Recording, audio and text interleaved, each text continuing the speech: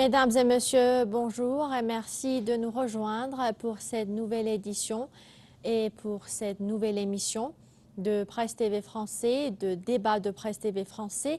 Nous sommes le lundi 14 août 2023 en direct depuis la capitale iranienne Téhéran, également depuis le studio de Presse TV français. Il semblerait que les politiques de colonisation française sont totalement en échec en Afrique, mais notamment au Sahel. Après le coup d'État au Niger, la France, mais également l'axe occidental, remue ciel et terre afin de pouvoir garder sa mainmise dans cette région, mais sans résultat concret, puisque le peuple africain a décidé de son avenir et bien décidé de faire sortir et d'expulser toutes les forces interventionnistes de son territoire. La CEDEAO qui menace le Niger d'intervention militaire, le Mali et le Burkina Faso qui ne cessent de soutenir le Niger et donc une alliance interafricaine qui se renforce de l'autre côté. Nous allons évoquer ce sujet avec nos invités aujourd'hui, mais avant de vous les présenter, je vous propose de regarder un reportage qui a été préparé par mes collègues à ce sujet. On revient tout de suite après. Dans son édition du 12 août, le journal britannique The Telegraph a évoqué le coup d'État au Niger et la situation de la France qui risque d'être effacée de l'Afrique à cause de l'échec de la politique africaine du président Emmanuel Macron. L'évaluation flétrie de la politique africaine de Macron fait suite à une escarmouche inhabituelle entre le président français et le chef de service de renseignement DGSE au sujet de l'identification du responsable qui n'a pas pu prévoir le coup d'État au Niger, après ceux au Mali et au Burkina Faso au cours des 3 dernières années. Selon le journal, après le coup d'État, Macron a réprimandé Bernard Hémy, le chef de la DGSE, lui disant qu'il aurait dû prévoir la destitution de Mohamed Bazoum à la présidence du Niger. On voit que le mode de fonctionnement de la DGSE n'est pas satisfaisant. Quand tu ne vois rien venir, il y a un problème, a reproché Macron au chef de la DGSE selon diverses sources. Pour sa part, Hémy a insisté sur le fait qu'il avait lancé un avertissement sur la possibilité d'un coup d'État cette année, mais qu'il avait été ignoré par le gouvernement.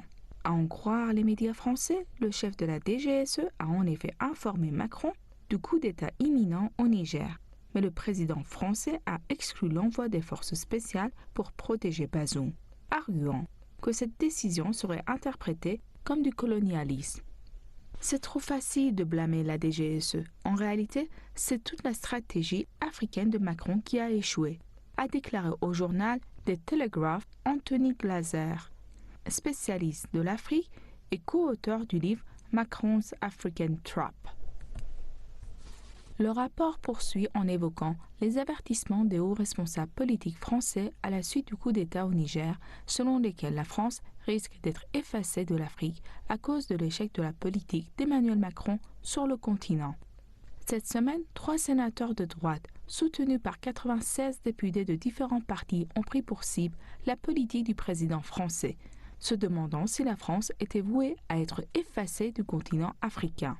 Des sénateurs ont adressé une lettre ouverte à Emmanuel Macron pour dénoncer l'échec de l'opération Barkhane, appelant à revoir la politique de la France sur le continent africain.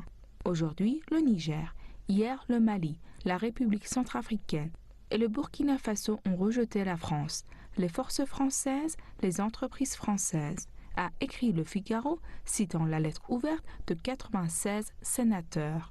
Les sénateurs ont écrit que le sentiment anti-français s'était même répandu dans des pays réputés être proches de la France, comme la Côte d'Ivoire ou le Sénégal.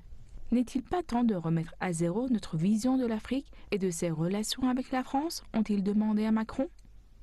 Le journal The Telegraph, citant des sources diplomatiques, a averti que si les coups d'État du Niger continuent de régner, les incidents similaires pourraient se reproduire dans d'autres pays africains. Voilà, nous sommes de retour sur le plateau. Nous avons entendu ce reportage. Donc, je vous dis bonjour. Notre premier invité s'agit de Luc Michel, géopoliticien qui est avec nous depuis Bruxelles. Monsieur Michel, merci de nous avoir accordé votre temps. Dans un premier temps, quel est votre point de vue au sujet de ce qui se passe actuellement au Niger, mais notamment les menaces et les sanctions, mais les menaces d'intervention militaire de la CEDEAO. Écoutez, l'arrogance de Macron fait qu'il essaye de faire porter la responsabilité au service secret à l'armée des autres. Mais la semaine passée, il y a eu une lettre ouverte de 84 parlementaires de droite en France critiquant Macron et disant nous sommes en train de perdre l'Afrique. Elle tombe dans les mains des Russes. Précédemment, il y avait eu le livre de Marc-Antoine Pérouse de Monclos, Une terre perdue de la France au Sahel, qui avait donné lieu à un débat sur le Figaro et sur Marianne. Et enfin, il y a eu l'année passée le livre des classements français, qui explique que la France est en train de devenir une petite puissance. Lorsqu'elle aura perdu la France, l'Afrique, la France doit réfléchir au Portugal. Lorsque la Portugal a perdu son empire colonial au Mozambique et en Angola, il est devenu un petit pays secondaire qui compte pas en Europe. Ce sera la même chose dans les 15 années qui vont venir. Pour la France, le responsable, c'est Macron, parce qu'il a accéléré le processus tant il est insupportable d'arrogance. Le journaliste Glaser en France a écrit quelques années un livre, Arrogant comme un Français en Afrique. C'est un livre que l'on dirait écrit par Macron. Donc, à votre avis, est-ce qu'il y aurait vraiment risque d'intervention militaire, de confrontation entre les deux parties, à savoir l'axe occidental, parce que la France a été déterminée, a annoncé être déterminée à mener en fait une intervention militaire au Niger? Écoutez, la France, c'est le ventre mou, l'impérialisme, qui est concurrencé par les Américains et les Britanniques. Mais en fait, c'est tout le colonialisme qui est rejeté. Lorsque la France sera tombée, ce sera le tour des Anglo-Saxons. Merci beaucoup. Donc, notre deuxième invité s'agit d'Ahmad Rami, directeur de Radio Islam en Suède. Vous, comment interprétez-vous la situation actuelle au Niger, mais notamment cette décolonisation et ce détachement en fait des pays africains de la France? Oui, il n'y a pas un nouveau chapitre en Afrique. Ce n'est pas un nouveau chapitre qui s'ouvre. L'Afrique est en train de s'effondrer. Pas seulement l'Afrique, mais disons le tiers-monde en général. Mais surtout l'Afrique. Parce que aujourd'hui, si l'Afrique est occupée par des puissances économiques étrangères, c'est que l'Afrique, d'une certaine façon, accepte ou bien même provoque cette occupation. C'est comme un écrivain algérien qui a dit que si l'Algérie est occupée, c'est que l'Algérie était occupable. C'est-à-dire qu'en réalité, chaque peuple, chaque pays, chaque État a le système qu'il mérite. Et l'Afrique d'aujourd'hui, malheureusement, le système qu'elle a, la situation qu'elle a, c'est la situation qu'elle mérite, car les peuples, en réalité, sont absents, la société civile est absente. C'est pour ça que ce qu'on appelle les politiciens, aujourd'hui, ne sont que des marchands, des commerçants qui agissent et qui, en réalité, gèrent la situation d'une façon comme des mercenaires de l'étranger. Donc, à votre avis, comment pourra-t-on interpréter ce sentiment anticolonial qui se répand de jour en jour à travers toute l'Afrique, non seulement dans les pays comme le Niger, le Mali ou le Burkina, mais dans des pays qui sont censés être les amis de la France, comme la Côte d'Ivoire ou le Sénégal, par exemple? On voit maintenant, par exemple, les coups d'État, même les coups d'État sont seulement le résultat du fait que la situation ne change pas d'une façon démocratique, d'une façon civile, d'une façon disons, civilisée, et c'est pour cela qu'il y a des coups d'État. On ne peut pas s'imaginer un coup d'État en Suède ou un coup d'État en France ou un coup d'État en Suisse. Donc le coup d'État, c'est disons, des solutions à des problèmes qui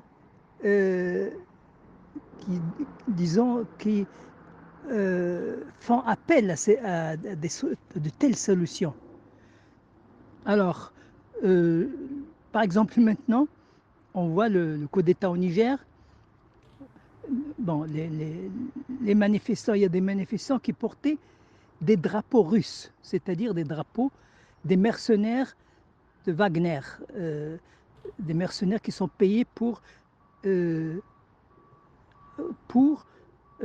protéger les régimes corrompus, décadents, dictatoriaux en Afrique. Alors, tout ce qu'il veut changer, c'est seulement changer le drapeau français et le remplacer par le drapeau russe, c'est-à-dire, ce n'est pas le drapeau de la Russie comme pays, comme État, mais le drapeau, en réalité, des mercenaires qui sont dirigés, créés par le juif sioniste qui, en réalité, se présente comme un protecteur, c'est-à-dire il vient en Afrique avec ses mercenaires qui sont payés, des criminels qui sont payés pour protéger les gouvernants en Afrique. Ils font la même chose maintenant, aussi dans beaucoup d'autres pays, comme par exemple en Libye, au Soudan. Mais en réalité, en tout cas, c'est ce qui se passe en réalité aujourd'hui en Afrique.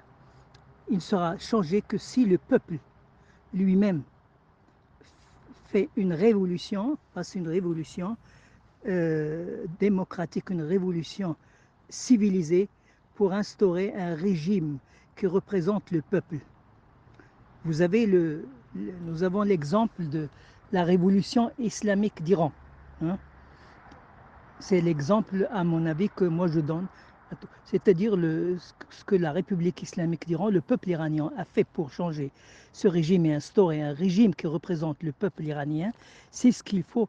Ce sont de telles révolutions qu'il faut aussi en Afrique pour instaurer des régimes qui représentent le peuple et qui représentent les intérêts des peuples de l'Afrique. Voilà. Donc, Monsieur Michel, vous suivez de très près les évolutions en Afrique. À votre avis, est-ce qu'il y a chance que d'autres pays africains, dans la Corne de l'Afrique, l'Afrique centrale, l'Afrique du Sud, l'Afrique de l'Ouest aussi, en fait, refont ce scénario et font un remake de ce scénario du Mali, Niger, Burkina, pas juste dans l'option du coup d'État, mais dans l'option où c'est fini la colonisation et c'est raté les politiques françaises, notamment, mais colonisatrices, en fait, en Afrique. Vous connaissez les théories du philosophe italien Antonio Gramsci sur l'hégémonie culturelle.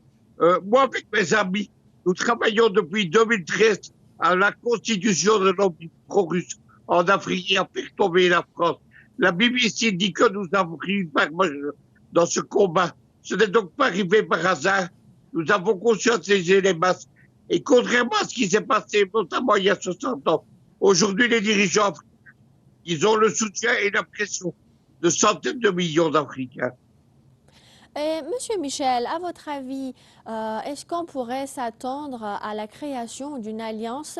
Il y a déjà l'alliance Mali-Burkina-Niger, mais une alliance qui impliquerait de plus en plus de pays. Par exemple, on a eu l'Algérie aussi qui a réagi à un risque d'intervention militaire et qui a appelé en fait la CEDEAO et la partie occidentale aussi à se calmer et à ne pas déstabiliser ou de refaire un Libye bis, par exemple, dans la région. Ça va accélérer le processus et tous les véritables experts de l'Afrique français disent que le temps joue contre les Français et qu'une intervention militaire précipitera le chaos dans toute la région. Ça avait été le cas en Libye, puis en Centrafrique et au Mali. Ce qu'on connaît l'Afrique, c'est la chute des dominos. Il y a eu la Centrafrique, puis le Mali, le Burkina Faso et maintenant tout s'accélère avec le Niger. Au Sahel, c'est du Sahel que partira la libération d'Afrique. Et donc, à votre avis, à quoi devrait-on s'attendre dans les jours, les mois et les semaines, peut-être les années à venir dans cette situation actuelle? Vous savez, il est possible qu'on écrase la révolution nigérienne, qu'on écrase les militaires nigériens, mais nous sommes sur un chemin de non-retour. La colère des Africains est telle que la France n'a pas de retour en Afrique, pas plus que les autres occidentaux. Qu'est-ce que c'est le colonialisme? Tout d'abord, c'est la succession de l'esclavagisme. Lorsque l'esclavagisme est devenu impossible éthiquement, au 19e siècle, il y a eu la colonisation. Il y a des thèses marocaines là-dessus, la transformation de l'esclavagisme en colonialisme. Et ensuite, il y a eu le néocolonialisme, la France-Afrique, l'Ouest, etc. Deuxièmement, il y a eu l'impérialisme avec ses aventures militaires dans toute l'Afrique. Aujourd'hui, ce n'est plus supportable. Surtout que nous sommes dans un nouveau cycle géopolitique et que les Russes, les Iraniens et les Chinois sont là en Afrique pour aider les Africains d'une manière décisive. Je ne sais pas. Une partie des experts disent que l'intervention militaire ne sera ni acceptée ni possible. Une autre partie prévoit celle-ci. Je dis que les Français sont assez fous pour soutenir celle-là. Il y a d'ailleurs un général français qui a déclaré ce matin que sans l'intervention militaire occidentale, l'intervention militaire de la CEDEAO ne tiendrait pas. La CEDEAO est donc bien d'instruments militaires des Européens, des Américains, des Français. Tout cela créerait une situation qui est insupportable. Le problème, c'est que les Français, pas plus les Occidentaux, ne comprennent la situation.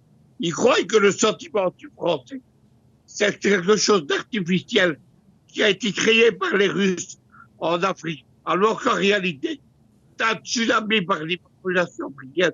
Et nous, les pro-russes, nous sommes simplement appuyés sur ce tsunami pour développer notre propre pays, nous ne l'avons pas créé.